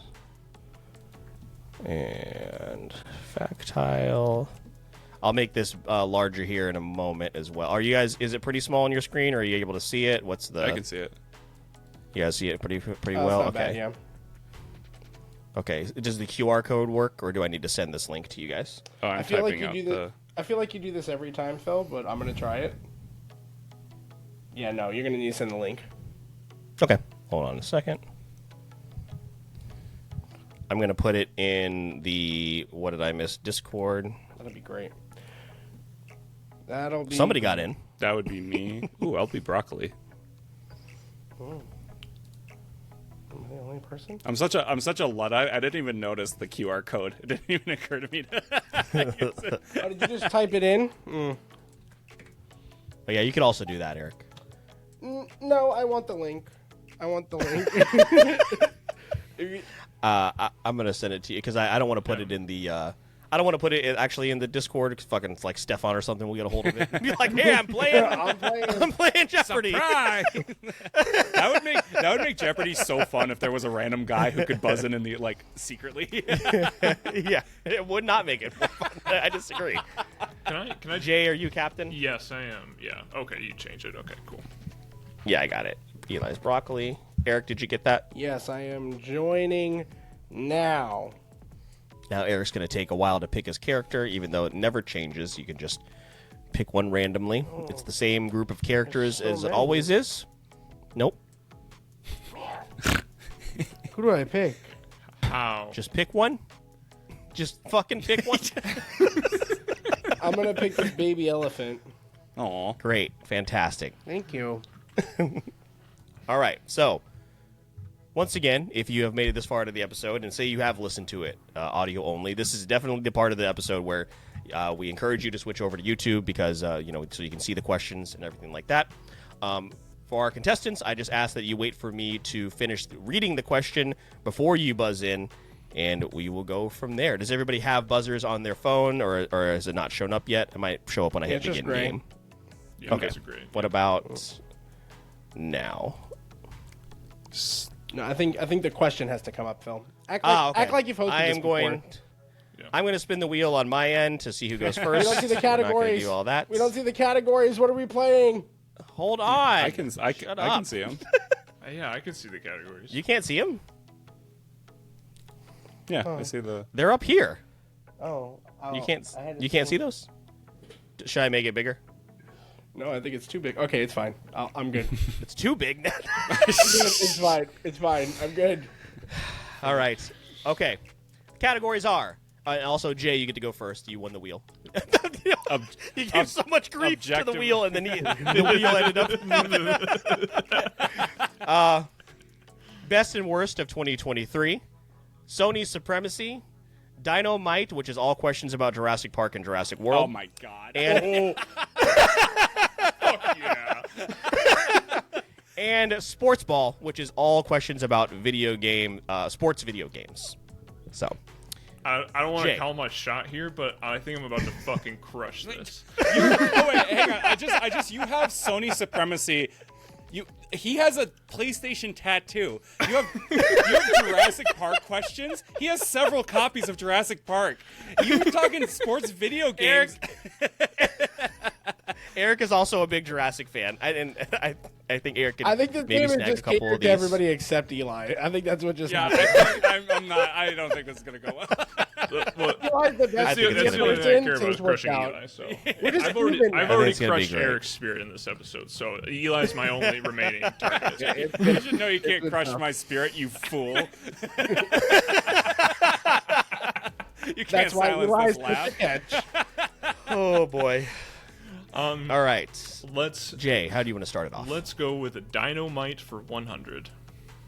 Okay. What is the name of the T-Rex that appears in the first film? Jay first. Rexy. Bam. Oh, great. There we go. I forgot to turn off music for me. Actually, I'll keep it on my end. That's fine. So, All right. do we buzz in as soon as the buzzer turns a different color? As soon as I finish answering the question. Okay. Yeah. Once you hear me finish asking or asking the Okay, question. You can buzz immediately though, but don't go off mute or don't shut out an answer. Right, Phil? Yeah. That's fine. Okay. Yeah. Okay, got it. All right, Jay. Dynamite for 200. What brand is the shaving cream container Nedra uses to smuggle the frozen embryos? Jay. Barbasol. I don't know why there's like a delay in the picture. Phil, Barbasol, that is the loudest ding that we're hearing in the world. Oh, I forgot about that. My bad. I watched Eli go like Hold on. this. Yeah. That's my fault. That is my fault. And I heard it the first time. I was like, maybe nobody cares. But That's my bad. we'll be in April 2028. What did I miss before Phil learns to turn the sound off? It should be a more visible option. I'm just gonna say that. Jay, you're bored. Dynamite for 300. What is the name of the company that creates the dinosaurs in the Jurassic Park films? Jay. Engine. Nailed it. I'm so good. There we go. Okay. Yeah, Jay's really fast. You're bored? Dynamite for 400. In Jurassic Park 3, what does Billy steal? Eric. I tapped it You so fucking fast. A velociraptor thingamabob voice thing. A velociraptor. Oh, egg. Wrong. A velociraptor egg. Jay. A Velociraptor egg. Shit, I forgot about the. I was so focused on the. thought he was that talking made about the velociraptor voice noise. thing. Yeah, That's not I know what you're it's talking about. I know what Damn you're talking it. about too. Yeah. Mhm. Yeah. Jay, you're bored again. Dynamite for 500. In Jurassic World, Jimmy Buffett makes a brief cameo as a tourist grabbing 2 margaritas as they run from danger. Who is the other famous Jimmy that makes a cameo in the film? Jay. Jimmy Fallon. Can I just? I feel like Jay's pressing the buzzer before you're done talking. I wasn't even gonna press Oh, the buzzer yeah, for that okay. one, but I feel like I saw the arrow point to I his think you character can press before it you as soon done. as it turns red, right, Phil? I've never been on your side. I'm just No, saying. this. my understanding was that I can press the button as soon as it shows that I can on my phone. I just can't say Okay. it. I just can't say it while Yeah. he's still talking. Okay, so Oh, I That's thought how it I was know. until So- Phil was done talking. let's do it. Let's Oh, do no. it that way. So- So until I've finished asking the question. Okay. Let's do it. We'll do it that way. Okay. There's Okay. no way to enforce this. No. There really isn't. I just have to trust I feel you like guys. the only way is through the app itself, like when it Yeah, actually Eli, goes. I would say when it's You want to do it red, that way then? Yeah, the second it that's turns, fine. you I can just press I it. thought Okay. Phil said something Yeah. different. I'm totally That's fine fine. with that. If that's easier, Yeah, that's fine. fine. Okay, Yeah, I we'll do it think that way. yeah. Yeah, that's All right. right. Phil doesn't run this game. Jay's still your boy, just like you don't run the wheel. Jay, your turn. So, Sony supremacy for 100. Cole McGrath is the electrifying main character of which PlayStation exclusive? Jay. Infamous. It's gonna be Fast Jeopardy. Sony for 200. Insomniac Games is currently working on a game for this fan favorite Marvel character, Jay. Do you guys not know it, or are you just not pressing the button fast? I cannot physically press it faster. I don't know what Fast you're enough, doing. yeah. I beat you once, and then I gave the wrong answer because I was so flustered. This is Wolverine. Oh boy. Okay. Sony for 300. Who's the president of Naughty Dog? Eric. I'm pretty sure that's Neil Druckmann. Okay. Okay. Eric's back. Oh, I thought Eric was out of the negatives, but no, not quite yet. Sorry. Not quite. Eric, you're bored. Yeah, let's go Sports Ball 100.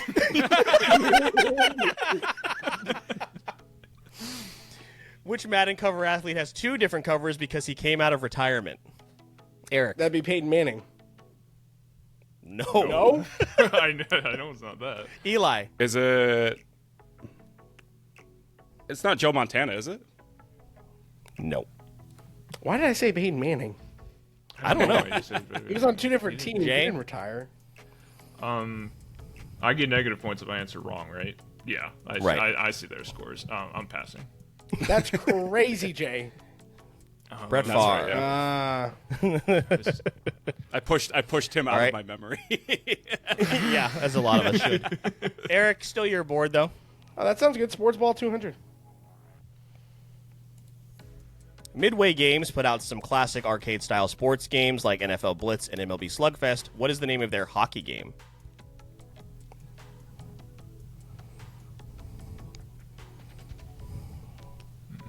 And this is a 200 question. This is like Phil's favorite game, so that's why he's like, "This is easy. This is easy." So easy. Because I don't want to lose points on NHL Puck, I'm gonna pass. All right. Any answers? Any answers? No. No. NHL. Oh, NHL hits. Oh, Of Not course. Blitz, it's hits. Is that Anakin Yeah. Skywalker in the back there? It was a crossover. It was a crossover game. You were the He was a chosen DLC one, character. Gretzky. Oh God. All right, Eric. Well, still your board. gonna feel like I'm regretting this, but Sports Ball 300, please. Who was the very first NBA 2K cover athlete? Eric's eyes got so wide. I'm Eric. just gonna guess Kobe. No. Damn, that's a shame. Can you tell us what year this was? It would have been 2000. Year 2000. 2000. Did you pick this because it's Dirk? I don't know. I don't know this one.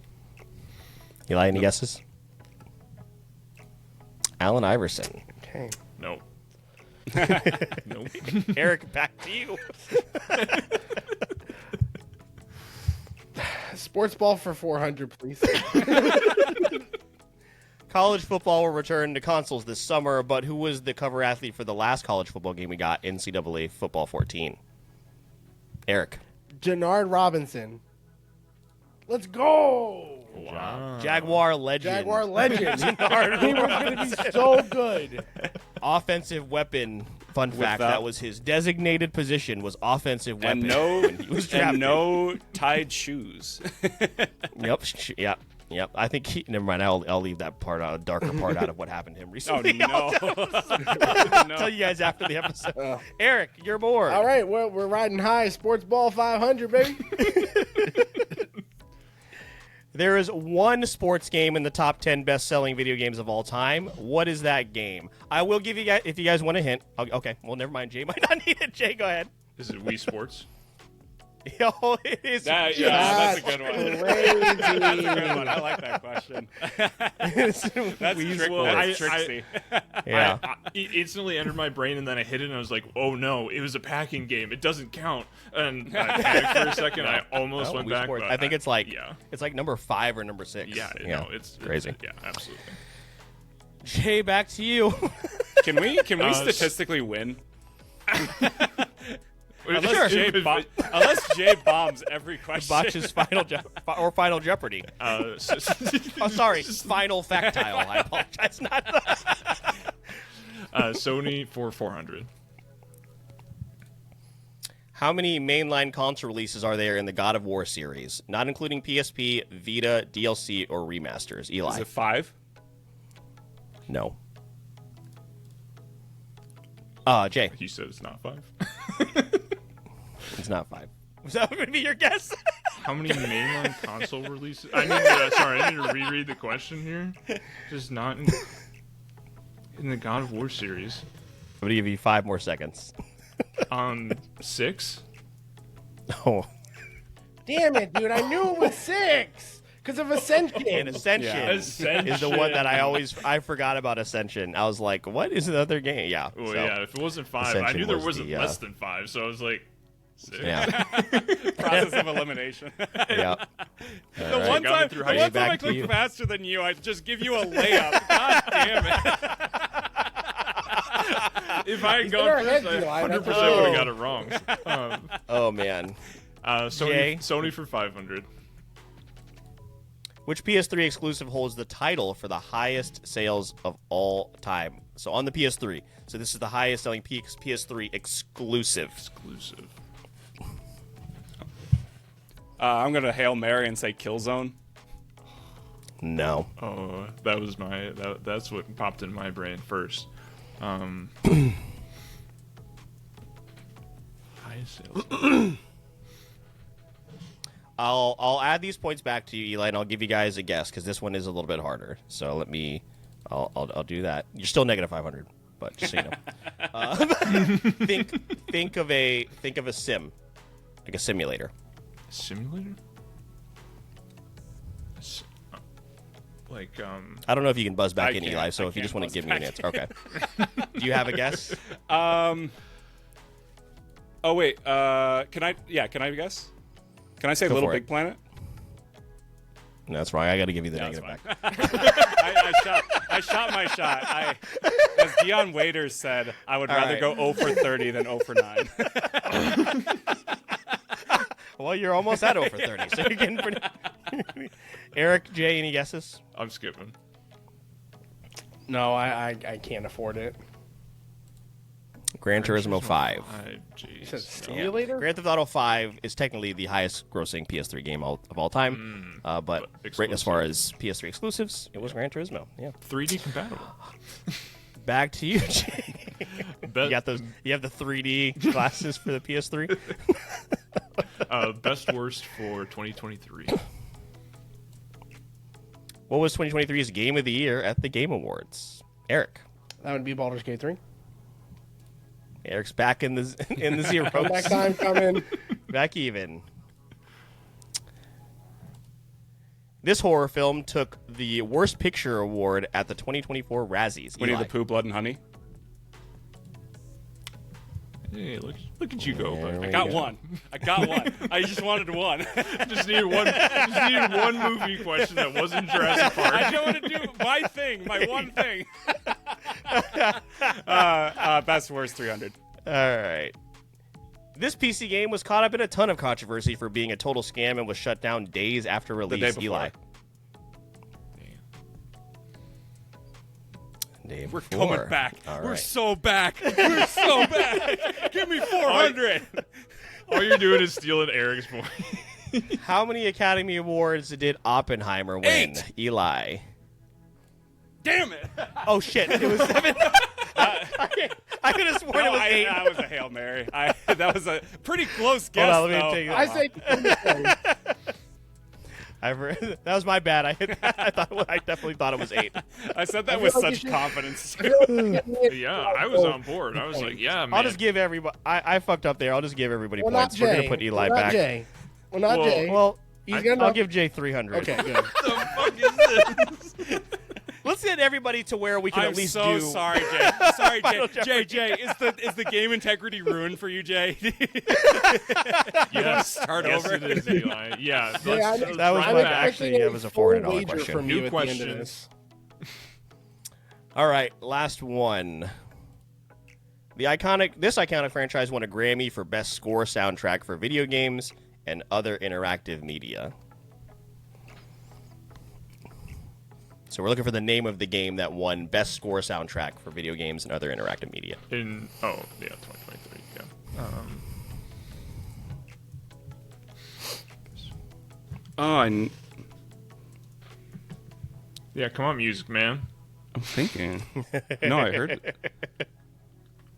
It's going into his mind palace. Except Eli's is just a mind hut. No, it's a mind. Oh, Eric, hipster sorry. Cafe. Was it Final Fantasy? No. Damn. I'm trying to think what games came out last year. It's a good guess. Am I in the negative? Oh, man. Yes. I don't think I'm gonna guess because I want to end the game positive. Jay, you wanna give that a guess? For other the interactive, I guess other interactive media is probably just like part of their category. It's just part of the title. Yeah, don't worry about that. Don't think too much about that. What games came out last year? All right, I'll give you a couple more seconds. Yeah, I don't know this one. All right. It was Star Wars Jedi Survivor. I never would have guessed that. No, I absolutely was not. I'll put Eric back at 100 so you can wager $100. Yeah. We've never gotten through this where everybody is in the positive, so we're still waiting for that to happen. So, do you get to wager now, or is it letting you wager right now? What's it doing? Oh, I have a valid wager. Yep, I'm going to do 100. Okay. Jay, put it all up. Jay, put it all up. It's weird. It's not letting me put letters in here. I can't put spin that wheel. Is that how that's supposed to work? No. Or... No, I don't believe so. Oh, okay. No. 3,000. Yeah. You could wager 28 and still win. Unless you do something really stupid. You have to try to lose. All right. Hans Zimmer has composed some of the greatest films ever made. Which Disney classic sits as the highest grossing film he's ever composed? So we're looking for which movie that he has composed has the highest grossing in terms of box office. I don't have a buzzer. It just says wait for the winner. Yeah. Yeah, no, it's fine. Yeah, mine also You says got- wait for winner. That's fine. No, you guys will all give your... does it let you write out an answer? No. No. No. We've always No? had to That do would this be verbally. a nice... I was going to say that would be a nice feature. They should definitely add that. Okay, I think we just all Let's say our display- answers, so one at a time, and then you Yeah. reveal what it is. let's display the wagers. Wager 69. Nice. Dude, God. Eli wagered $1. And Eric How did I wagered wager it all. the most? Eric, what was your answer? The Lion King. Okay, The Eli, Lion King. Jay. The Lion King. Well done, everybody. The Lion King is the correct answer. Who could be the winner?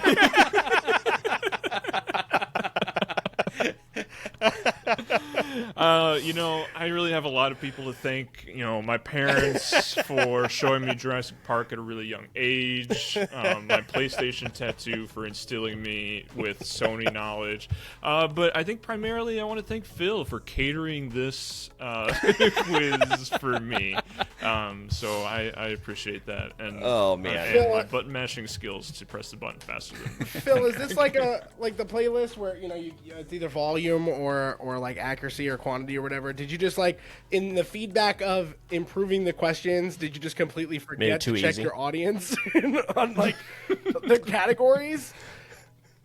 Because I feel like I that felt didn't like help you could have gotten anybody. some of the Jurassic questions. Well, no, because Jay was a fucking madman. You No, also no, said you also said Velociraptor noise thing. I am a Whatever You knew what I handle was talking about, though. I'm a little bit salty. I misheard the rules and waited for you to finish talking. That's my fault, but I'm a little bit like salty. for 3 You questions. did man. finish second. So I really wanted the chance to just one up Jay. That would have been so satisfying about Jurassic Park, just the salt levels. I just wanted that. well, when we run it back after Super Ragga Bros season 7, what did I post? What did I miss? I'll cater the questions. I'm sorry I didn't put the lighthouse category in there. I that's- should have rolled with it. You know what? Yeah, just I'll give one category to everybody just so we can at least end in the positive. So that's what I need to start doing. There you go. Eric's category will be whiny My Hero Academia characters, and it'll be one answer for all 5. I don't know where all this My Hero slander came from. I don't know where it came Your from. wall? It looks like All Might threw up on it. And You couldn't have. You got. You should. I know you have more variety, but it's like off camera, so it's like not. But what we see is All My Hero. yeah, it's pretty good. Pretty good, I think. Jay, Eli, thank you for putting up with this madness and for coming on. What I knew was going to be a really fun time. We appreciate you bringing the stories and for participating in the game. So one more time, either one of you, let us know about Super Bracket Bros or anything else you want to plug while we before we get out of here. Eric, get All Might out of here. Why is that the second time you've brought All Might into What Did I? You've done that before. Probably. He's not even here. He's getting another fun card. Sorry. Jay, you were about to. Super Bracket Bros, man. It's a pretty good show. You should listen to it sometime. We're in the middle of season 6. I'm working hard on it, I promise. And we're doing fun, cool things. Come hang out with us while we play some tabletop RPGs and breaking them completely, not playing them the way that they were meant to be by forcing our guests to take place in a 1v1 combat against each other. It's a good time, lots of laughs, lots of goofs. Definitely come over and visit Super Bracket Bros. I'll plug something interesting that me and Eli are doing outside of Super Bracket Bros next month. I volunteer at a local radio station called WRTFM, and they do a public access hour where they'll just let anybody on the radio and talk about whatever they want for an hour. And me and Eli have signed up to do a music show. And so we are we're calling it Internet Back on the Radio. So, you've been getting your radio on the internet for all these years, but we're taking the internet and putting it on the radio. We're taking content creators that make music that are primarily found on YouTube, Twitch, and via podcasts. And we're taking that music and we're putting it on the radio waves. And you can listen online, even if you don't live in the Madison, Wisconsin area. That's going to be Memorial Day. So come listen to us live at 7 p.m. On Memorial Day. It's going to be a lot of fun. And I've had a lot of fun putting together the playlist with Eli, who's, if this episode is evidence of anything, knows much more about music than I do. And is very good at talking about it. It's just an hour and 18 minutes of Cowboy Carter. Well, it's crazy. The first pitch Jay pitched to Wart was just us talking about Jurassic Park for an hour. And they said no. Yeah, they counteroffered. I don't think that. They said, we'll let you on, but you do have to do something that's interesting to more than 3 people. So, come, Love that. Tune in live. Yeah, if you guys are fans of Brian David Gilbert, we're going to be playing a bunch of his music. Worthy Kid's a popular animator. Louis Zong, some of our favorite YouTube comedians, essayists, Twitch streamers, podcasts, people who make music for podcasts. So yeah, it'll be a great way to find out more content creators and musicians you might be a fan of. I know we discovered a few new favorites in this one, and we're really happy to share it with you guys. Yeah, exactly. Yeah. That's awesome. I love that. Is this an hour in which you can take phone calls? Because I think somebody in here might want to call and sabotage that 1 hour. We can, but I will be behind the board, and so I will reserve the right to deny. If you see a 904 number come up, do not answer it. Don't answer it. Absolutely That's no problem. Yeah. Don't answer it. 2024, baby. You can make a number out of thin air. I got you. That's true. Yeah. Man, we just got caller ID on the new boards we got at the station, so I'll be able to I'll see that from 1,000 miles away. The reception. Do you have a producer that will screen the call, like whenever you call into a radio station? They ask like, "What do you want to request first?" So you don't go on there and be like, "Fuck her right in the pussy." That's me. That is my job. That is going to be me. Yeah. So you will talk to me. I will recognize your voice, and I will hang up, Eric. So I'll just have like a voice modifier, and then I'll also turn it into that meme where it's like, "Hello, I have a question. Do you know about John Cena?" Let's talk about WWE Super Slam. Do you support our troops? Well, then you support John Cena when he faces off against The Undertaker. Just gonna be an hour of that.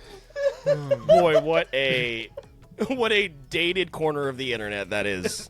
I want that added. Oh, my I want that goodness. added in post. I'll put it in. I got you. Well, It's gonna spend 15 minutes editing this episode, and that's gonna be what he does. I know. Well, that Yeah, is all. Yeah, leaving all the slander Eric- about Jay's wall. Yeah, that in the wall. That's right. Yeah, that in Jay's wall, which, yeah. Eric, just to get off topic really quick before we wrap up, Chris Jericho just won the FTW Championship from Hook, and please retire is trending on Twitter. So, Chris Jericho still going strong, ruining, not putting over younger talent. That's our wrestling segment for What Did I Miss April 2024. But everybody, Thank goodness. you can find everything you need in the show notes of this episode. We'll make sure that all of Super Bracket Bros links is there so you can keep up with everything that they are doing. And, of course, the Wait For It podcast.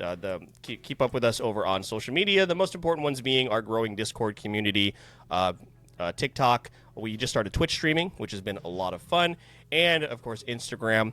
You can also support the shows a couple ways. You can give Super Bracket Bros and the Wait For It podcast 5 stars, nothing less, on Apple Podcasts or Spotify. It helps tremendously when it comes to all that algorithm crap, and we would very much appreciate it. You can also share the episode, tag us, let us know that you're listening. That all goes a very, very long way. But if you find yourself wanting to maybe support the show a little bit extra, going that extra mile, Eric will let you know how you can do that. Yeah, so you have all your free options, of course. You know, you've got your Discord where we're continuing to grow that community. But if you want to go beyond and go a little bit extra, you can go directly to our Buzzsprout page, or you can go to our Patreon and become a supporter like Briar and Stefan, who in exchange for their support are getting behind the scenes and early access to episodes like this one.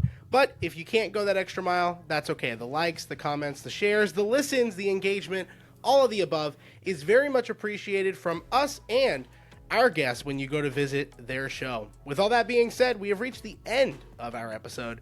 My name is Mr. Eric Almighty. That is my co-host, Phil the Filipino, and our guests, Eli and Jay from Super Bracket Bros. Please don't forget, on our podcast, we release episodes every Wednesday with the bonus content you can find on TikTok. And all you got to do is wait Spin for the it. wheel. No. What a snipe. Oh, my God. Jay Davis out of nowhere. So, I heard you're looking for a go-to source for entertainment. Wait for it. Gaming? Wait for it. Anime? Plus Ultra! Mr. Eric Almighty and Phil the Filipino? Yeah, they've got you covered. And all you gotta do is wait for it.